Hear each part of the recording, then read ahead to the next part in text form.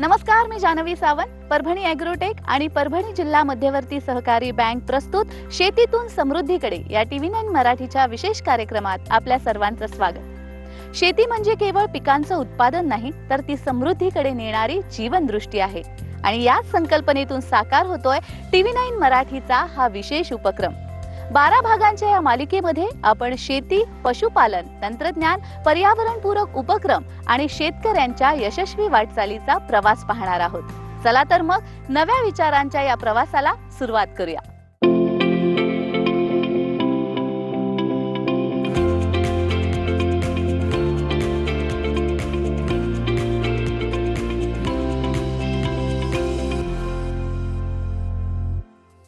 शेतकऱ्यांचं स्वप्न मातीतून उगवावं आणि तंत्रज्ञानाच्या साथीने ते बहरावं, हाच विचार घेऊन परभणी ॲग्रोटेक काम करते.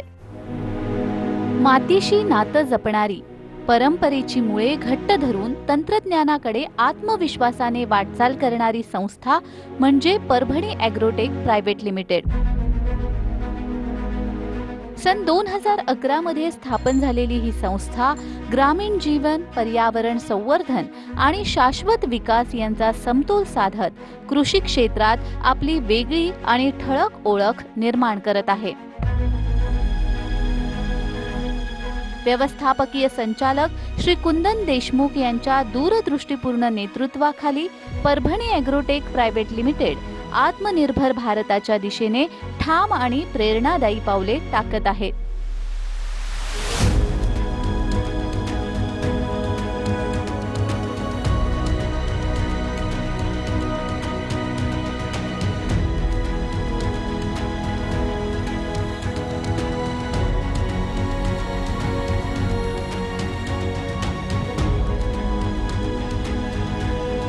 परभणी ॲग्रोटेक प्रायव्हेट लिमिटेडला आमदार श्री संतोष दानवे यांनी सदिच्छा भेट देत संस्थेच्या कार्यपद्धतीची सखोल माहिती घेतली.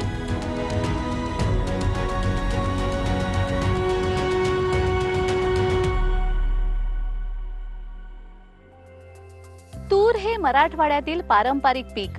मात्र आधुनिक तंत्रज्ञानाचा वापर करून तुरीचं जास्तीत जास्त उत्पन्न कसं मिळवू शकतो हे जाणून घेऊयात महाराष्ट्र पंचायत राज समितीचे अध्यक्ष श्री संतोष दानवे यांच्याकडून.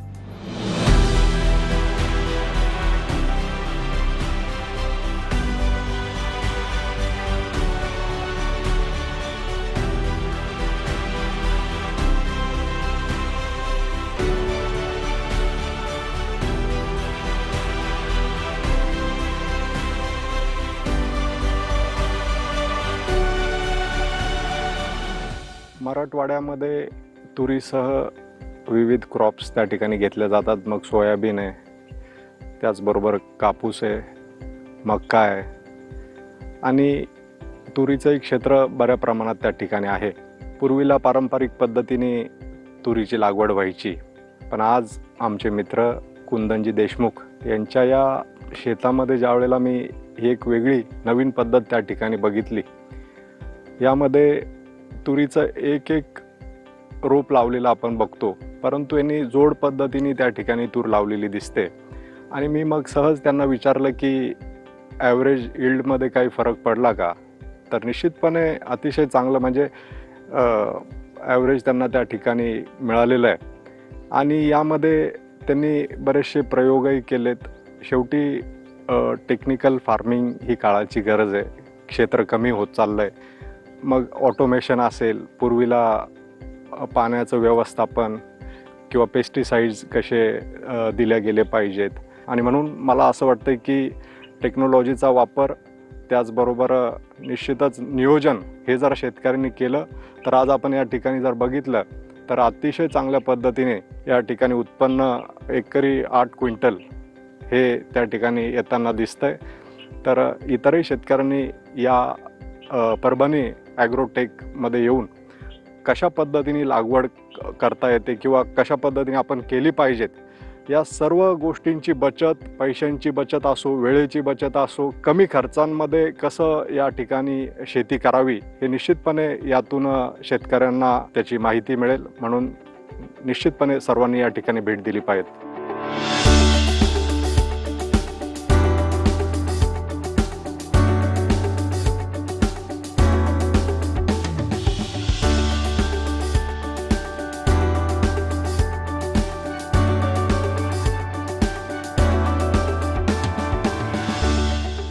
परभणी ॲग्रोटेक मध्ये तुरीची लागवड ही पारंपरिक पद्धतीने न करता आधुनिक तंत्रज्ञानाचा वापर करून करण्यात आलेली आहे। त्यामुळे नेमका तुरीच्या उत्पन्नामध्ये याचा कसा फायदा झाला जाणून घेऊया परभणी ॲग्रोटेकचे प्रोजेक्ट हेड श्री सिद्धांत देशमुख यांच्याकडून। याचा फायदा आपण जर बघू शकतो, ट्रेडिशनल पद्धतीपेक्षा दूर जाऊन आपण इथे जोडवळ पद्धतीने तुरीचं सोईंग केलेली आहे। याच्यामध्ये आपण कोणत्याही पेरणी यंत्राचा वापर न करता जे लेडीज लेबर असतात त्यांच्या यांनी सोईंग करून घेतलेली आहे। जवळपास आपल्याला 20 ते 25 kg पर हेक्टियर असा सीड रेट आपण ठेवला आणि ह्या जोडओळ पद्धतीचा फायदा असा झाला की नंबर ऑफ प्लांट्स याच्यामध्ये प्लांट पॉप्युलेशन खूप जास्त बसली आणि जे ॲव्हरेज इल्ड ही जी आपलं वाण आहे हे गोदावरी व्हरायटी आहे VNMKV युनिव्हर्सिटी परभणीचं आणि जवळपास आम्ही 55 एकरमध्ये ह्या वाणाची लागवड केलेली आहे 2025मध्ये।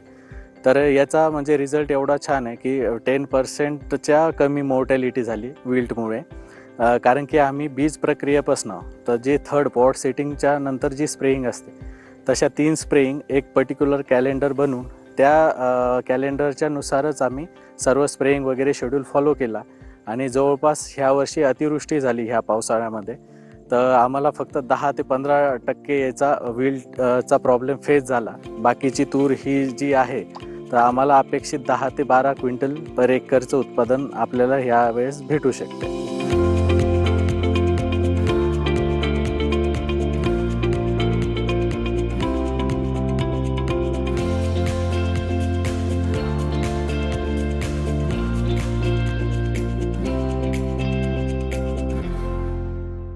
पशुपालन हा शेतीला पूरक व्यवसाय म्हणून केला जातो। त्यामुळे पशुपालन व्यवसायामध्ये तंत्रज्ञान, आधुनिक पद्धती आणि स्टार्टअप मॉडेल आणण्यासाठी काय करायला हवं हे जाणून घेऊयात आमदार श्री संतोष दानवे यांच्याकडून। शेतकऱ्यांसाठी शेतीसह दुग्ध व्यवसाय हा जोडधंदा म्हणून बघितला जातो आणि सरकारी योजनाही या व्यवसायासाठी शेतकऱ्यांना प्रोत्साहन देत आलेली आहे। वेगवेगळ्या योजनांच्या माध्यमातून दुधाचं संकलन कसं वाढेल किंवा शेतकऱ्यांना या व्यवसायाशी कसं जोडलं जाईल याचा प्रयत्न सरकारी स्तरावर सुद्धा त्या ठिकाणी होताना आपल्याला दिसतो। परभणी ॲग्रोटेक या फार्मवर आल्यानंतर मी निश्चितपणे या गायींच्याबद्दल माहिती करून घेतली। लाल कंदारी असेल किंवा देवणी जातीच्या गायींची ही जी काही प्रजाती आहे ही निश्चितपने हे इंडियन ब्रीड आहे आणि या ब्रीडला खर्च कमी, रोगापासनं म्हणजे वेगवेगळे जे आता आजार आपण बघतो तर निश्चितच फॉरेनच्या ज्या युरोपियन गायी होस्टन असेल, जर्सी असेल या गायींच्या तुलनेमध्ये आजार कमी आहे, खाद्य कमी लागतं आणि नक्कीच या अशा प्रकारच्या व्यवसायातून शेतकऱ्यांना एक त्या ठिकाणी मेंटेनन्स जो असतो शेतीचा त्याला फायदा होतो, जोडधंदा म्हणून निश्चितच हातभार लागतो। म्हणून या व्यवसायाला आपण मोठं केलं पाहिजेत, शेतकऱ्यांनी दुग्ध व्यवसायाकडे वळालं पाहिजेत। दुग्ध व्यवसाय करत असताना आज बरेचसे तंत्रज्ञान त्या ठिकाणी वापरले जातात। यामध्ये फिडिंगपासनं काय फिडिंग केली पाहिजेत, फिडिंग जास्त झाली की कमी झाले याचं पण मेजरमेंटचे इन्स्ट्रुमेंट्स आज बाजारामध्ये उपलब्ध आहेत। या सगळ्या तंत्राचा वापर निश्चितपणे शेतकरी बांधवांनी जर केला तर नक्कीच या व्यवसायाला चांगल्या प्रकारची चालना मिळेल।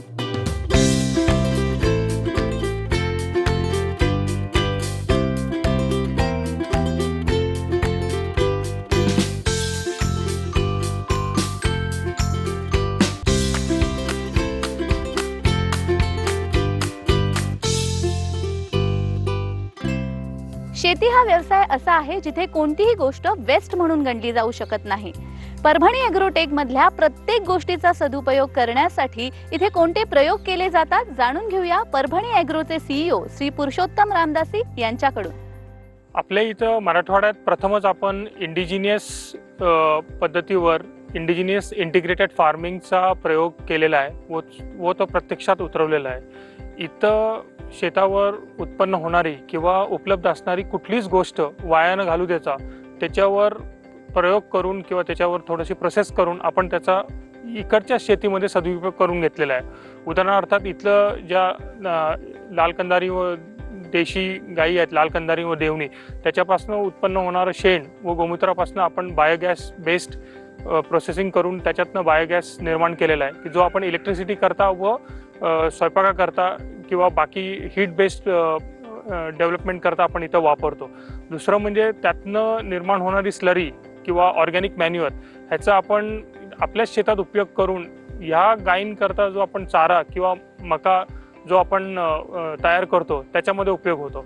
थोडक्यात काय की हा असा प्रयोग आहे की ज्याच्यातनं एक बायो सर्क्युलर इकॉनॉमी किंवा तिथल्या तिथं ती गोष्ट उपयोगात आणून तीच पुन्हा पुन्हा उपयोगात आणणे व बाहेरनं कुठल्याही गोष्टीचा आपल्या शेतामध्ये उपयोग न करणे आणि त्याच्यामुळे नैसर्गिक शेतीकडे जास्तीत जास्त आपण वळालेलो आहोत.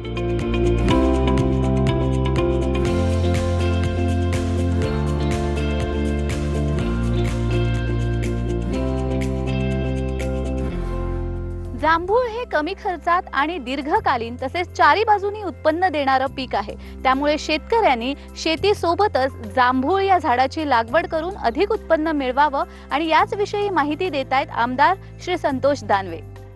आज या ठिकाणी आपण जरा बघितलं, कुंदनजी देशमुख यांनी यांच्या शेतामध्ये बारडोली जातीचे जांभूळ या फळाची लागवड केलेली आहे. ही खरी तर अतिशय नामवंत अशी जात जांभळाची आहे आणि जांभूळ आपल्याला माहितीच आहे की खाण्यासोबत याचे चांगले परिणाम पण आहेत. जे पेशंट्स डायबेटिक पेशंट्स असतील, त्याचबरोबर मेडिसिनमध्ये आपण जांभळाची बी ते क्रश करून पावडर बनवून त्याचा वापर मेडिसिनमध्ये केला जातो आणि म्हणून निश्चितच जांभळाची लागवड वाढली पाहिजेत. त्याचे अनेक फायदे आहेत. हे फळबाग उभी करत असताना नक्कीच कशा पद्धतीने जांभळाचं ॲव्हरेज येईल, त्या ठिकाणी क्वालिटीचं फळ कसं त्याला लागेल, तर नक्कीच आपण थोडं टेक्नॉलॉजी सोबत गेलो पाहिजेत. त्याच्यावर मारायचे असलेले पेस्टिसाइड्स आहेत, त्याचा वापर कसा करावा, किती प्रमाणात करावा, त्या जांभळामध्ये अंतर किती असावं झाडामध्ये, या सगळ्या बाबी या ठिकाणी अतिशय चांगल्या पद्धतीने त्यांनी त्या ठिकाणी राबवलेल्या आहेत आणि म्हणून चांगलं पीक म्हणजे एका झाडाला जी फळं लागण्याची संख्या असते किंवा त्याची क्वालिटी असते हे नक्कीच आपल्याला चांगली मिळते. हे या माध्यमातून दिसून आलेलं आहे. त्यांनी ऑटोमेशन केलेलं आहे, त्या माध्यमातून ते स्प्रेइंग वगैरे सगळं त्या पद्धतीने करतात. म्हणून ज्याला कुणाला जांभूळ लागवड करायची असेल त्यांनी या ठिकाणी भेट देणं गरजेचे. त्यांना निश्चितपणे शेतकरी बांधवांना या फळबाग बघितल्यानंतर बऱ्याचशा आयडियाज आणि लागवड पद्धत निश्चितपणे त्या ठिकाणी समजू शकते.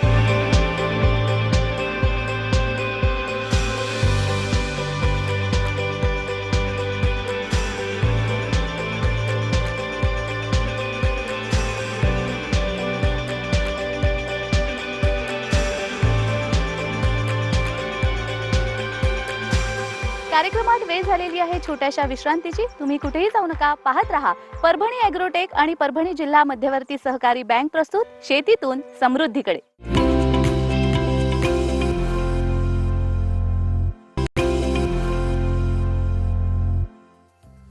परभणी ॲग्रोटेक आणि परभणी जिल्हा मध्यवर्ती सहकारी बँक प्रस्तुत शेतीतून समृद्धीकडे या विशेष कार्यक्रमात विश्रांतीनंतर सर्वांचं पुन्हा एकदा स्वागत.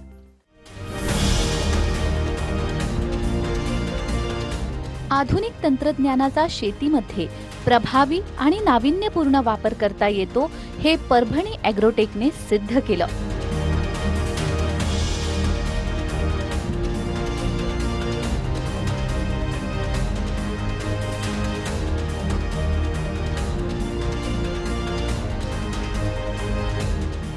आमदार श्री संतोष दानवे यांनी इथे भेट देऊन याचा प्रत्यक्ष अनुभव घेतलाय.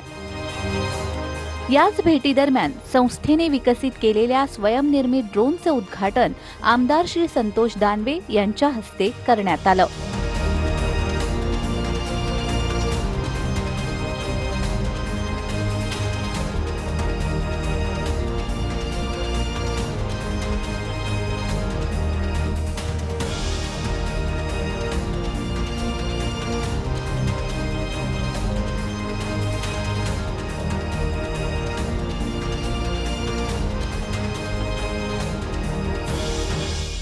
क्षेत्रफळाच्या आधारे एक घरातला माणूस पूर्ण शेती बघू शकत नाही आणि मग कुठे थोडंफार दुर्लक्षित झालं की वेगवेगळ्या रोगराईने ते पीक त्या ठिकाणी खराब होतं आणि म्हणून थोडं टेक्निकली जर आपण गेलो तर निश्चितपणे आज फवारणी करायची असेल तर विविध ड्रोन उपलब्ध आहेत. तर त्या ड्रोनच्या सहाय्याने जर आपण त्या स्प्रे केला तर निश्चितपणे ते एरिया कमी वेळेत कव्हर होतो आणि मॅन पॉवरही त्या ठिकाणी कमी लागते. ड्रोनचा शेतीमध्ये वापर करणं का गरजेचं आहे हे जाणून घेऊयात ब्ल्यू इगल ड्रोन्सचे को फाउंडर श्री कुलदीप बिराजदार यांच्याकडून. पर्टिक्युलरली जर ड्रोनचं बोलायचं झालं तर मी म्हणेल की अफोर्डेबिलिटी आणि जे फ्लाईंग स्किल्स लागतात हे दोन मेन प्रॉब्लेम्स वाटतात. अफोर्डेबिलिटीच्या बाबतीत त्याच्यामध्ये 2-3 अँगल्सने विचार करता येऊ शकतो. एक कॉस्ट ऑफ बाईंग जी किंमत विकत घेताना लागते. नंतर मेंटेनन्सचे प्रॉब्लेम्स आणि बॅटरीज जे कन्झ्युमेबल आहेत त्यातले तर त्यांची कॉस्ट आणि त्यानंतर मेंटेनन्सचा कॉस्ट. त्यानंतर जे ट्रेनिंग लागतं तर ते जरी इतकं अवघड नसलं तरी भारताच्या कंडिशनसाठी कधीकधी त्या गोष्टी चॅलेंजिंग होतात. उदाहरणार्थ GPS जे टिपिकली ड्रोन्समध्ये यूज होतं ते 3 मीटर्सची ॲक्युरेसी देतं. पण बऱ्याच आपल्या इथे आजूबाजूला झाडी असतात किंवा काही स्ट्रक्चर्स असतात, तारा असतात, तर त्या गोष्टींमुळे काही मिसहॅप्स झालेत. त्याच्यामुळे एक बहुतेक काही लोकांच्या मनात भीती असणार आहे. त्यानंतर जे ॲप्लिकेशन्स ड्रोननी सॉल्व्ह व्हायला पाहिजेत तर त्याचेही लिमिटेशन्स येतात. तर जे सध्या अवेलेबल सोल्युशन्स आहेत त्यामध्ये प्रामुख्याने फक्त स्प्रेईंगचाच प्रॉब्लेम सॉल्व्ह होतो आहे. जे बॅटरी कॅपॅसिटीज आहेत किंवा लोकांचे शेतीच्या रिक्वायरमेंट्स आहेत की छोट्या साईजचे स्प्रेयर्स किंवा स्प्रेडर्स, तर या गोष्टी ॲड्रेस होत नाहीत. आम्ही ॲक्च्युली याच गोष्टींना सॉल्व्ह करण्याचा प्रयत्न करतो आहे भारताच्या आणि महाराष्ट्राच्या कॉन्टेक्स्टमध्ये.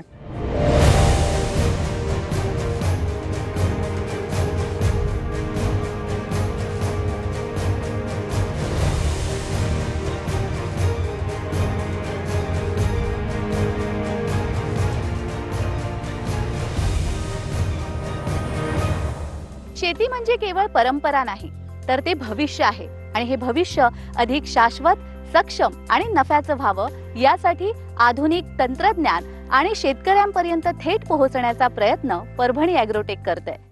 परभणी ॲग्रोटेकचं स्थापना 10 वर्षापूर्वी झाली होती.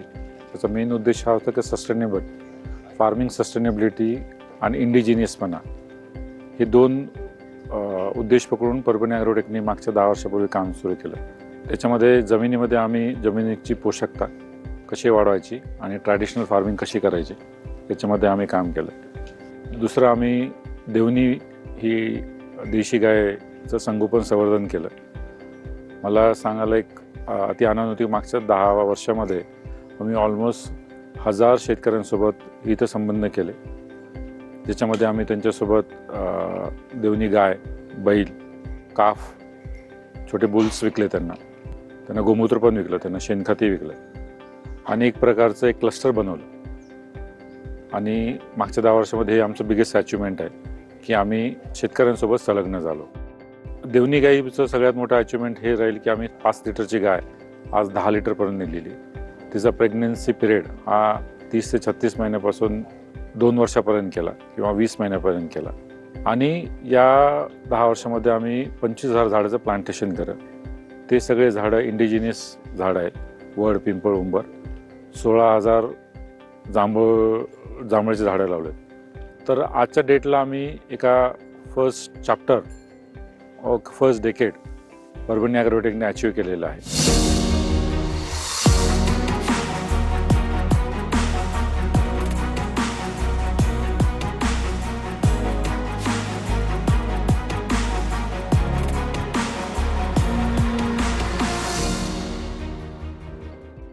भविष्यात परभणी ॲग्रोटेकचं पुढच्या 3 वर्षाचं आमचं योजना अशी आहे की आम्ही 3 संस्थेसोबत करार केलेला आहे.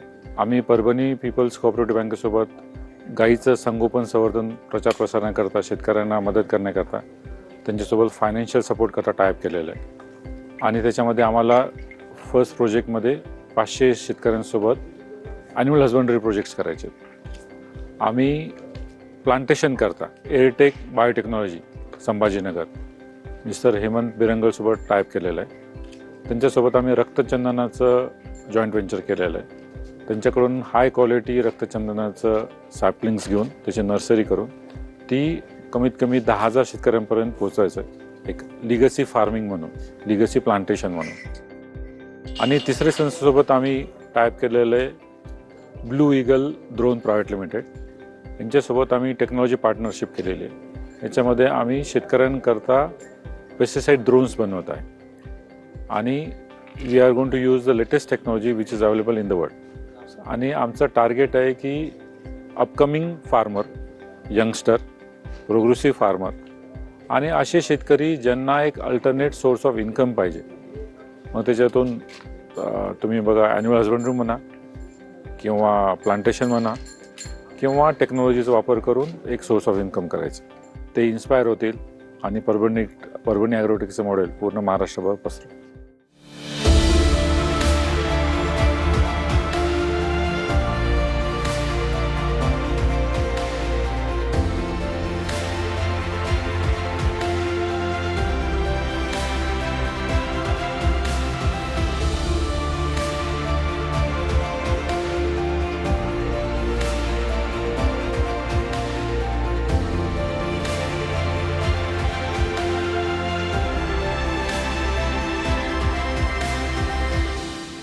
शेती बदलतीये, विचार बदलतोय, समृद्धीचा मार्ग नवा आकार घेतोय.